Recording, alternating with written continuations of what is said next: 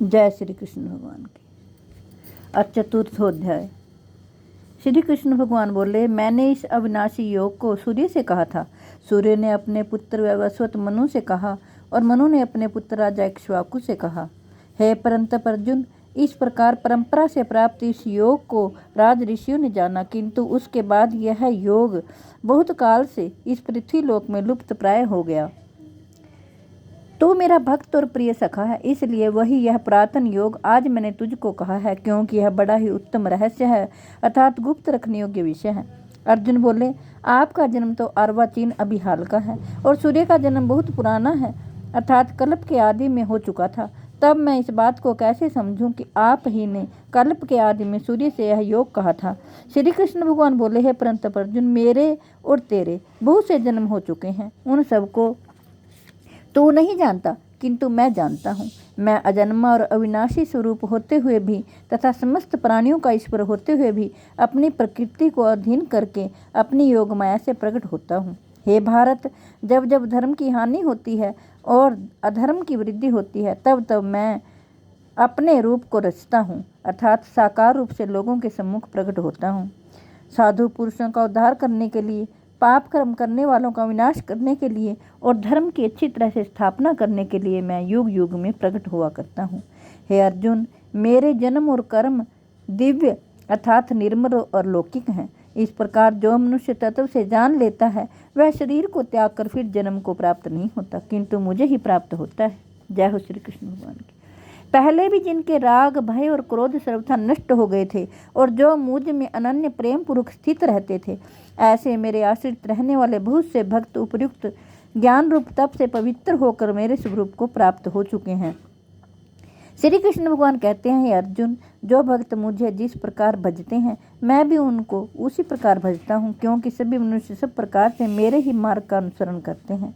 इस मनुष्य लोक में कर्मों के फल को चाहने वाले लोग देवताओं का पूजन किया करते हैं, क्योंकि उनको कर्मों से उत्पन्न होने वाली सिद्धि शीघ्र मिल जाती है।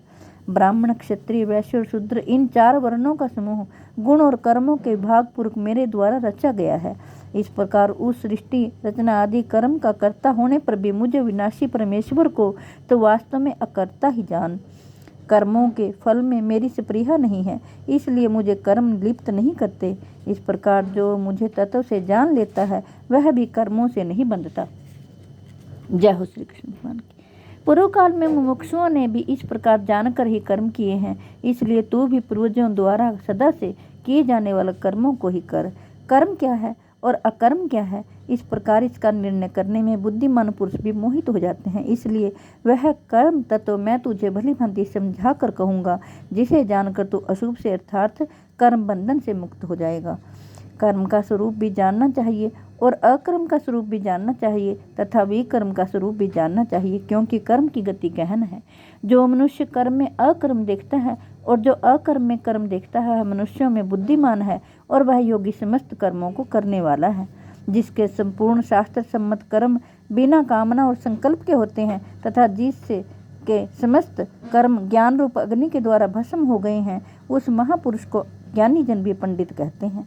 जो पुरुष समस्त कर्मों में और उनके फल में आसक्ति का सर्वथा त्याग करके संसार के आश्रय से रहित हो गया है और परमात्मा में नित्य तृप्त है, वह कर्मों में भली भांति वर्तता हुआ भी वास्तव में कुछ भी नहीं करता।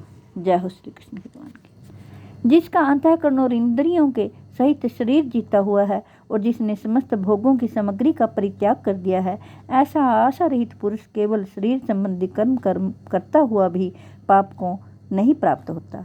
जो बिना इच्छा के अपने आप प्राप्त हुए पदार्थ में सदा संतुष्ट रहता है, जिसमें ईर्ष्या का सर्वथा अभाव हो गया है, जो हर्ष शोक आदि द्वंद्वों से सर्वथा अतीत हो गया है, ऐसा सिद्धि और असिद्धि में सम रहने वाला कर्म योग्य कर्म करता हुआ भी उनमें नहीं बंधता।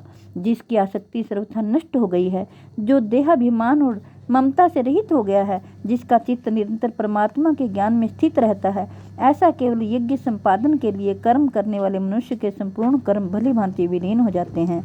जिस यज्ञ में अर्पण अर्थात श्रुआ आदि भी ब्रह्म है और हवन किए जाने योग्य द्रव्य भी ब्रह्म है तथा ब्रह्म रूप कर्ता के द्वारा ब्रह्म रूप अग्नि में आहुति देना रूप क्रिया भी ब्रह्म है, उस ब्रह्म कर्म में स्थित रहने वाले योगी द्वारा प्राप्त किए जाने योग्य फल भी ब्रह्म ही है। दूसरे योगी जन देवताओं के पूजन रूप यज्ञ का ही भली भांति अनुष्ठान किया करते हैं और अन्य योगी जन परब्रह्म परमात्मा रूप अग्नि में अभेद दर्शन रूप यज्ञ के द्वारा ही आत्म रूप यज्ञ का हवन किया करते हैं। जय हो श्री कृष्ण। जय हो श्री कृष्ण।